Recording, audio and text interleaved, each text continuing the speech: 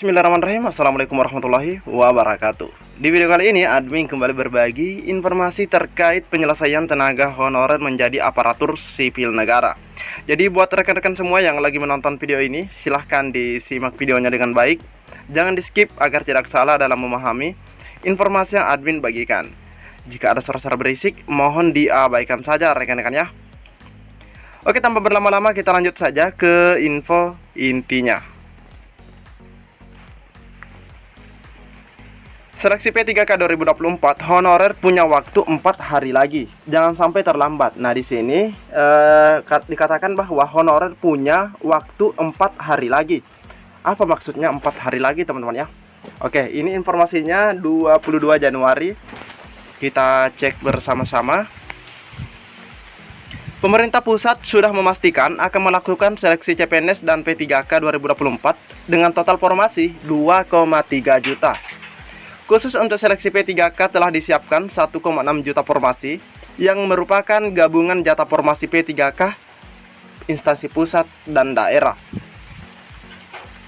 Menteri Pan-RB Bapak Abdullah Azwar Anas sudah menegaskan bahwa formasi P3K 2024 1,6 juta itu 100% untuk pelamar dari honorer. Agar seluruh formasi CASN yang 2024 yang disediakan bisa terisi, seleksi P3K 2024 akan digelar 2 kali. Adapun seleksi CPNS-nya sebanyak 3 kali. Namun, seberapa banyak formasi yang akan terisi sangat bergantung dari usulan kebutuhan formasi yang diajukan instansi baik pusat maupun daerah. Nah, ini tergantung dari pusat dan daerah, teman-teman ya. Instansi pusat dan daerah. Panselnas CASN 2024 memberikan tenggat waktu pengusulan kebutuhan CPNS dan P3K 2024 oleh instansi hingga 31 Januari. Nah, saat ini penghitungan berapa jumlah kebutuhan yang akan diusulkan masih berproses di internal instansi rekan-rekan semua atau Bapak Ibu. Pemerintah pusat seperti Menteri Pan-RB Azwar Anas dan Dirjen Guru dan Tenaga Kependidikan Kemendikbudristek, yaitu Ibu Nunu Suryani, sudah berapa kali menyampaikan harapan agar masalah minimnya usulan formasi dari Pemda yang terjadi pada seleksi P3K di tahun-tahun sebelumnya tidak terulang lagi pada seleksi CPNS 2024 dan P3K 2024. Begitupun para honorer juga. Nah, begitupun para honorer juga mendesak Pemda masing-masing agar jumlah usulan kebutuhan formasi bisa maksimal sehingga tidak ada lagi sisa non-ASN per Desember 2024. Kenapa honorer harus mendesak, teman-teman ya? Para pengurus forum honorer bahkan giat mengawal proses pengusulan kebutuhan formasi di daerahnya masing-masing. Ingat ya, di daerahnya masing-masing. Misal, forum honorer non-kategori 2 Indonesia yang terus mendorong Pemda memaksimalkan usulan formasi P3K 2024. Di mana Ketua FHNK 2I Jawa Tengah Bapak Didin mengatakan, pendekatan ke Pemda sudah dilakukan pengurus setiap daerah. Salah satunya di Kabupaten Pemalang, Jawa Tengah. Para honorer di sana melakukan lobby-lobby agar usulan formasi untuk guru dan tenaga kependidikan diajukan semaksimal mungkin pada seleksi P3K 2024.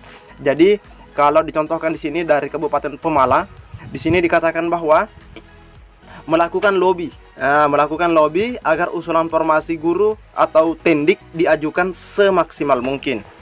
Kasihan juga ini guru-guru teman-teman atau honorer. Proses pengusulan kebutuhan dari OPD. Nah, ini prosesnya ya. Pemerintah sudah memberikan tenggat waktu pengajuan usulan kebutuhan CPNS dan P3K sampai dengan 31 Januari. Di internal instansi Pemda, sebelum tanggal tersebut sudah harus ada jumlah kebutuhan yang akan diusulkan ke pusat. Misal, di pemerintah Kabupaten Rejang Lebong, Provinsi Bengkulu, masing-masing OPD harus sudah store angka kebutuhan kepada Badan Kepegawaian Sumber Daya Manusia atau BKPSDM setempat pada tanggal 25 Januari. Harus sudah di-store, teman-teman ya, pada tanggal 25 Januari. Nah, ini dari OPD ke BKPSDM. Nah, kalau misalnya hari ini sudah tanggal 22, berarti ini sudah tersisa 3 hari lagi ya, atau 4 hari lagi dengan hari ini. Dengan kata lain, masih tersisa waktu sekitar 4 hari bagi para honorer untuk mengawal usulan kebutuhan yang berproses di organisasi perangkat daerah. Nah, jadi silahkan teman-teman ya, kalau misalnya mau melakukan pengawalan ya silahkan. Kepala Bidang Pengembangan SDM BKPSDM Rejang Lebong, yaitu Bapak Denny Rizkiansah menjelaskan, usulan kebutuhan CPNS dan P3K masing-masing OPD ditunggu. Nah, ini langsung dari BKPSDM, ditunggu 25 Januari 2024 atau diperpanjang dari sebelumnya hanya sampai 19 Januari. Nah, ini ya dari perpanjangan sebelumnya ya, yang mana sebelumnya itu diberikan waktu 19 Januari menjadi 25 Januari 2024. Karena ada peraturan baru berupa Permenpan RB nomor 11 tahun 2024, maka diperpanjang sampai tanggal 25. Untuk beberapa OPD yang sudah mengajukan usulan, berkasnya kami kembalikan, dilakukan perbaikan. Mungkin karena terbitnya Permenpan RB nomor 11 ini teman-teman ya. Dia menjelaskan formasi CPNS 2024 nantinya hanya untuk pelamar dari jalur umum, yakni fresh graduate atau lulusan terbaru. Nah, ingat ya, ini untuk CPNS. Sedangkan formasi P3K 2024 untuk pegawai honorer yang sudah lama mengabdikan diri di wilayah itu. Itu untuk P3K. Denny menjelaskan sejauh ini kebutuhan CPNS dan P3K yang masih mengalami kekurangan ialah tenaga kesehatan, baik formasi dokter gigi, perawat, rekam medis, apoteker, dan lainnya. Intinya dari nakes. Selain itu, tenaga pendidik atau guru.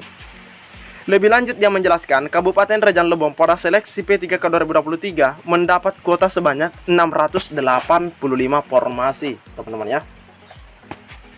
Namun pada hasil akhir seleksi yang dinyatakan lulus sebanyak 566 orang. Jadi ini ada sisa formasi.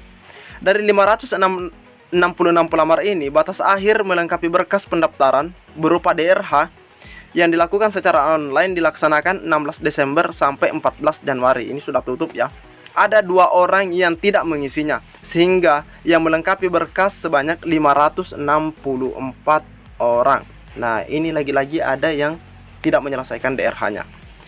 2 pendaftar yang dinyatakan lulus seleksi P3K 2023 tetapi tidak sampai batas waktu yang ditentukan, tidak mengisi DRH ini berasal dari formasi apoteker. Nah, ini dari nakes ya.